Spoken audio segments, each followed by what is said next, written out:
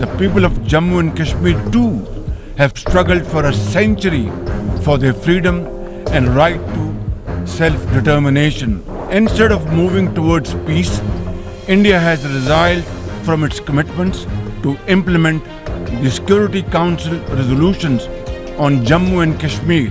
These resolutions mandate a plebiscite to enable the people of Jammu and Kashmir to exercise their fundamental right to self-determination. Day in and day out, 900,000 Indian troops terrorized the people of occupied Jammu and Kashmir with draconian measures including prolonged curfews, extrajudicial killings and the abduction of thousands of young Kashmiris. Pakistani प्रधानमंत्री शहबाज शरीफ ने संयुक्त राष्ट्र में कश्मीर का मुद्दा उठाया था। उन्होंने भारत के खिलाफ इंटरनेशनल मंच से जहर उगला। इसे लेकर अब भारत ने करारा जवाब दिया है। भारतीय राजनयिक भाविका मंगल नंदन ने यूएनजीए में राइट ऑफ रिप्लाई के दौरान पाकिस्तानी पीएम के भाषण को मजाक बताया। साथ ही पाकिस्तान को आतंकवाद की फैक्ट्री भी बताया। इसके अलावा उन्होंने कहा कि पाकिस्तान ने आतंकवाद का इस्तेमाल जम्मू कश्मीर के चुनाव को प्रभावित करने के लिए किया है। उन्होंने कहा, अफसोस के साथ यह असेंबली एक मजाक का गवाह बनी है। सेना की ओर से चलाया जाने वाला देश, जिसकी प्रतिष्ठा आतंकवाद, ड्रग्स के व्यापार और अंतर्राष्ट्रीय अपराध के लिए है, उसके पास दुनिया के सबसे बड़े लोकतंत्र पर हमले का दुस्साहस है। उन्होंने आगे कहा, लंबे समय से दुनिया जानती है कि पाकिस्तान ने सीमा पार आतंकवाद का इस्तेमाल अपने पड़ोसियों के खिलाफ किया है। इसने हमारी संसद, हमारी आर्थिक राजधानी मुंबई, मार्केट और तीर्थ यात्रा के रास्तों पर हमले किए। लिस्ट बहुत लंबी है।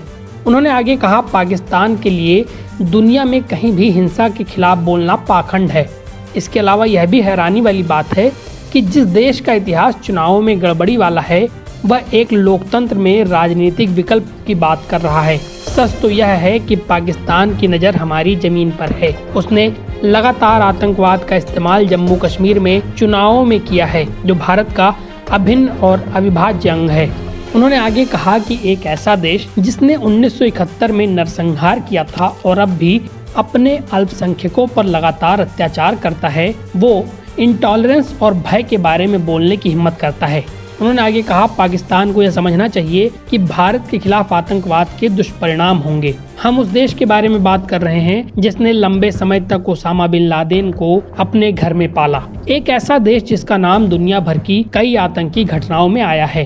पाकिस्तान ने शुक्रवार को एक बार फिर संयुक्त राष्ट्र महासभा में जम्मू कश्मीर का मुद्दा उठाया और कहा कि भारत को अनुच्छेद 370 के अधिकतर प्रावधानों को हटाने के फैसले को वापस लेना चाहिए और मुद्दे के शांतिपूर्ण समाधान के लिए पाकिस्तान के साथ बातचीत करनी चाहिए। पाकिस्तान के प्रधानमंत्री शहबाज शरीफ ने संयुक्त राष्ट्र महासभा के 69वें सत्र की आम बहस में 20 मिनट से अधिक अपने संबोधन में जम्मू कश्मीर का मुद्दा उठाया। साथ ही अनुच्छेद 370 और आतंकी संगठन हिजबुल मुजाहिदीन के आतंकवादी बुरहान वानी का भी संदर्भ दिया। NBT ऑनलाइन की रिपोर्ट।